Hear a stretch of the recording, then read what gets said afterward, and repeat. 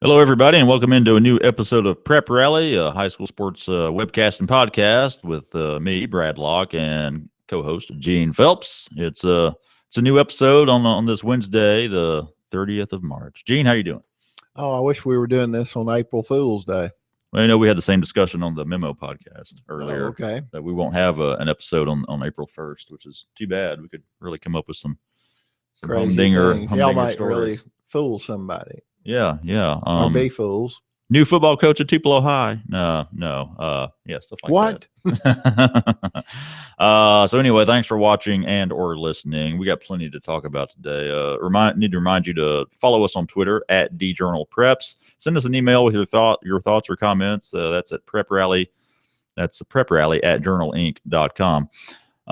Let's quickly, like I said, we got a lot to talk about, some basketball, a little bit of football news, athletes of the week. First, let's just touch real quick on all area soccer. Gene, that ran this past Sunday in the Journal.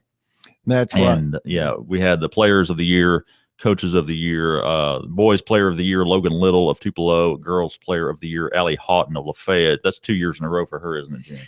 Yeah, she scored 245 career goals. So state leader in career goals all time. And she's an Ole Miss signee, Okay. and was a senior this year and a forward.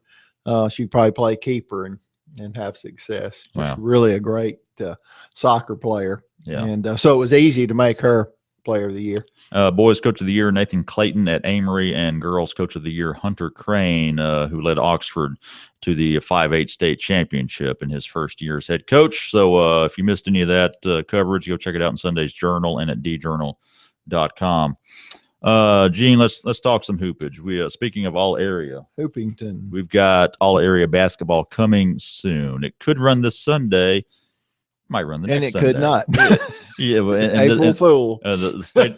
Well, the way things are in newspaper business, you got to have room. You don't know until like the day before. Correct. For a Sunday if you're going to have enough space for everything, and news happens and things change. But going to try to get it in very soon. Yeah, a lot of times these teams require 2 open pages. Yeah, exactly. Because we have 4 stories and then pictures and portrait shots and mug shots and bios and all that stuff. A lot of good info, and I've seen the pictures and they're fantastic. Not going to tell you who the pictures are of because we don't want to give away too much of who's player of the year and who's on the team. But we can talk about some of the top players because, I mean, people who follow, it's going to be no surprise who we talk about. So it's not like we're giving anything away in that respect.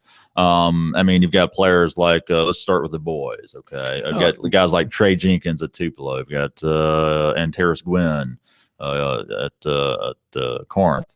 Medeiros Hobson at Holka. I mean, if you wanted to put together a first team, you're a fan, you could probably, you'll probably get pretty close to what we have. It's been tough for me to pick. I think I've got my selections down. I know some people will be upset.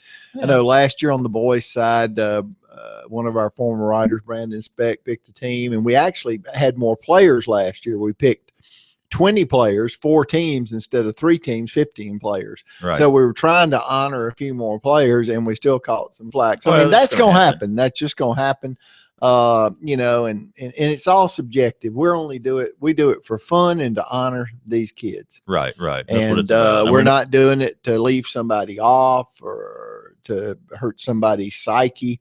Right. Or say that you didn't have a good year as opposed to another player. Yeah, it's mainly to honor these really good players, and a lot of work goes into it. I mean, you're talking to a lot of coaches. I mean, you're using your own knowledge, having seen these kids play, but you can't see everybody all the time. So you try to talk to coaches and other people who have a good idea. Talk about the selection process. Sure. I don't talk with every coach in the area. Right. That would take a while. And a lot of times the coaches, bless their hearts, they're going to nominate seniors ahead of underclassmen who do well and things like that. What I do is when I talk with coaches and I seek them out, not all of them, and I just ask them, who have you seen besides somebody on your team?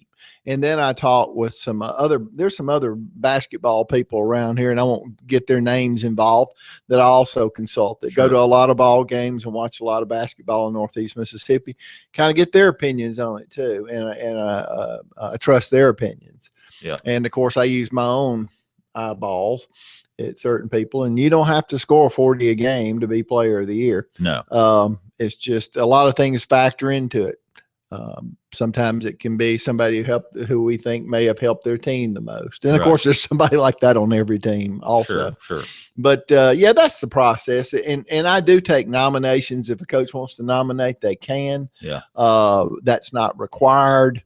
And we just, it'd just be too many to go through. I've even talked with coaches. They'd like a smaller team. I had one coach say he wished we just picked 10. Yeah. He said picking 15 and 20 dilutes it. And we talked about that. Certainly. And because you see some of these all division teams that are kind of ridiculous about how many people they pick. Or for instance, the SEC coaches basketball team, the first team has like 8 players, which you can't put but 5 on the court. So it's a little bit of overrepresentation there. But, we got 4 teams again this year, 5 on each team. So 20 players. It's a good number. I mean, basketball is pretty strong in this area, so I don't think that's too diluted. And I'm not going to do an honorable mention because then I would have to get in touch with all the schools because everybody has an honorable mention. Every team had somebody who was a leader, even on a team maybe that didn't win but 1 or 2 games, had that one or 2 kids maybe who stepped up. Yeah. And played really well, and it might be deserving of some mention. Even if I did that, I would leave somebody out still. Yeah. I used to cover the high school beat here at the Journal, so I've picked my share of all area teams. It's not easy, especially once you get, the first team almost picks itself most years.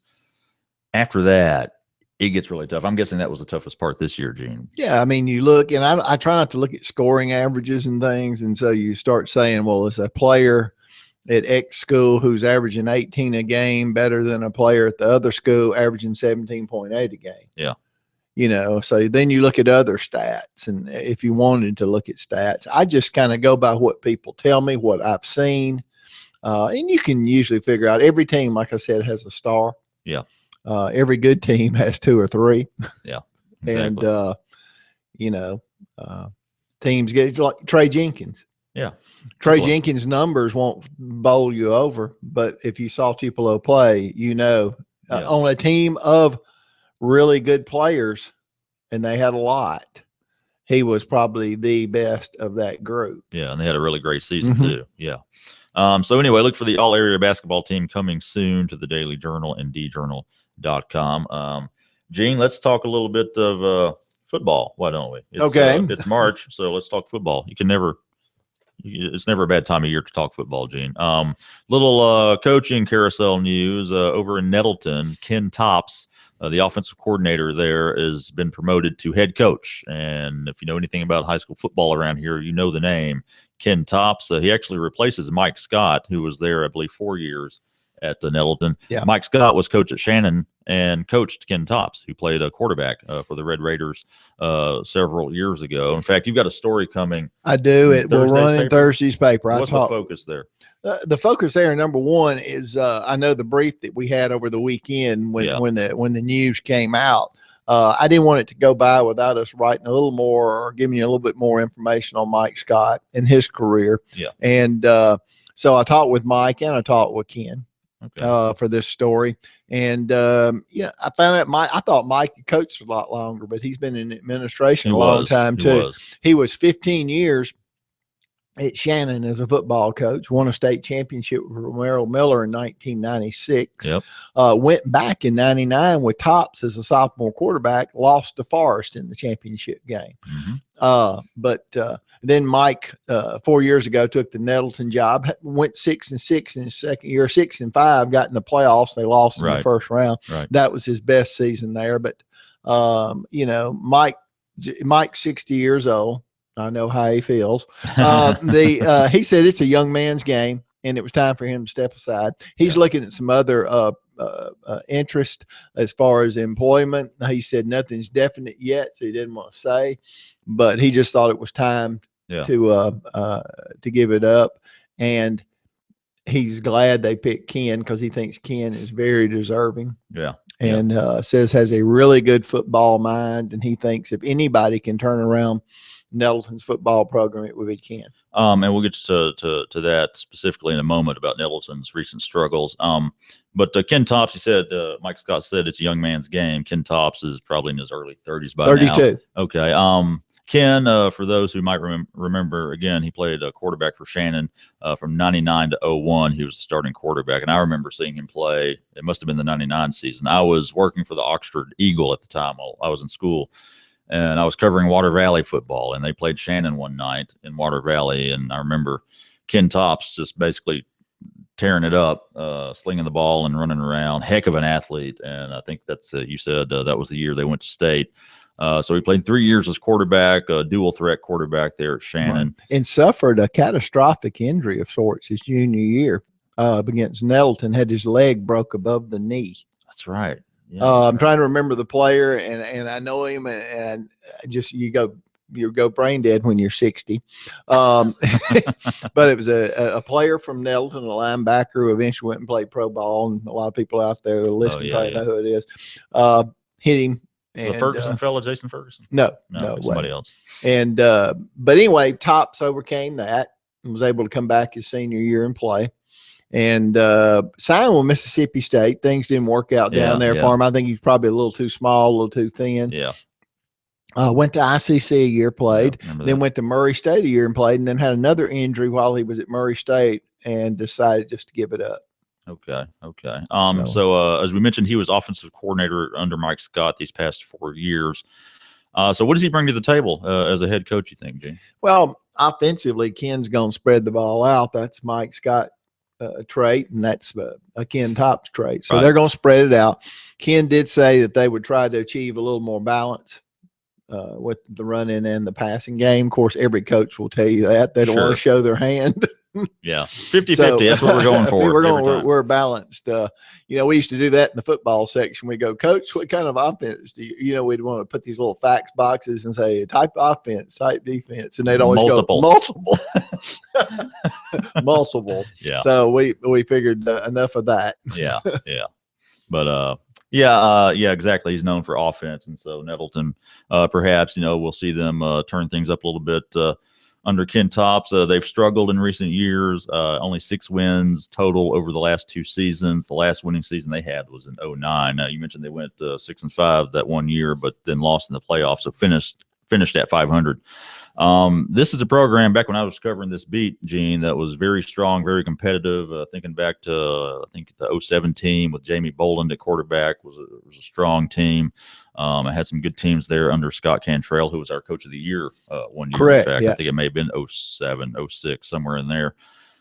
So this is a once proud program that's fallen on hard times, Gene. Kind of wonder what's it going to take to get them back? Oh, I think, it's just like Ken Tops was saying the other day when I interviewed him. He said, I've got to go to our youth, and we've got to get our junior high programs. Yeah. That's where you have to start, and you get everybody involved in the program, and you keep kids in the program.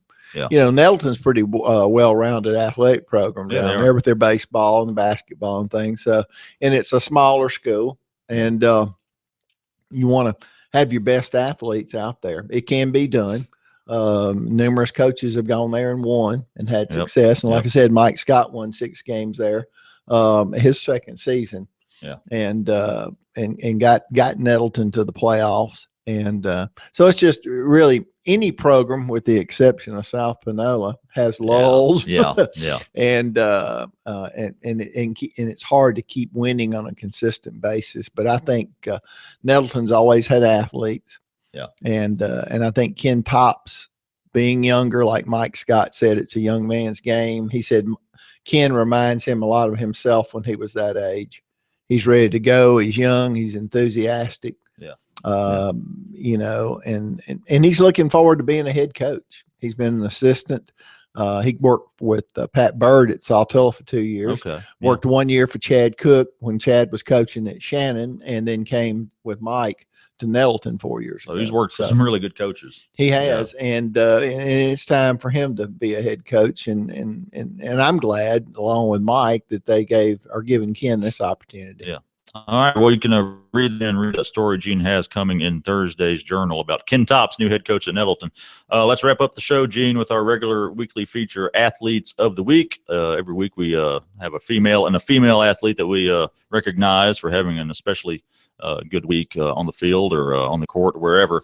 Let's start with the female athlete of the week, Gene. Well, we'll go with Morrell's Hallie Donlin. We've been doing this show for the last 3 years. She probably would have been one of a number of these awards. Hallie's just a good all-around player. She was pitching the other day against Boonville, pitched one hitter in 5 innings and struck out 9. Just very dominating. Yeah. Hallie Donald of and also a good stick. Yeah, there you go. Male athlete. Thomas Dillard hit a home run, big home run, had 3 hits last week when Oxford beat New Hope. The last night in Oxford's division win against Saltillo, he hit 2 home runs. Wow. And you can't mention Thomas Dillard without mentioning his teammate, Houston Roth, who struck out 16 batters. That's good. And Saltillo's a good team. Yeah, they are. Yeah. So struck out 16. So Thomas Dillard, male athlete of the week. So there you go. Congrats to them. And that's it for this week's episode. Again, follow us on Twitter at DJournalPreps. Send us an email, preprally@journalinc.com. You can follow Gene on Twitter at Gene Phelps. I'm there as well at Brad Locke. Also, be sure to check out a new episode of Double Coverage, our MSU and Ole Miss sports podcast with Paris Alford and Logan Lowry. New episode Thursday. Listen on iTunes, your podcast app, or doublecoverage.djournal.com. And, of course, The Memo, our news and entertainment podcast, all things Northeast Mississippi with myself and Derek Russell. New episode coming today, in fact. You can listen to that on iTunes, your podcast app, or at memo.djournal.com. So that's it. We'll be back next week. Gene, you won't be here, though, will you? I will not. Let me part with this. The annual Daily Journal Relays, and I need to look up what annual it is. It's 40-something. Wow. The Daily Journal Relays will not be this Saturday, but the next Saturday. Okay. And I'm going on vacation, but I will be back to cover the Journal Relays. That's on the 9th. Right. Correct. Okay. So they want people to forget that. All right. Good deal. Well, I'll be back with somebody co-hosting next week. So until then, have a good one.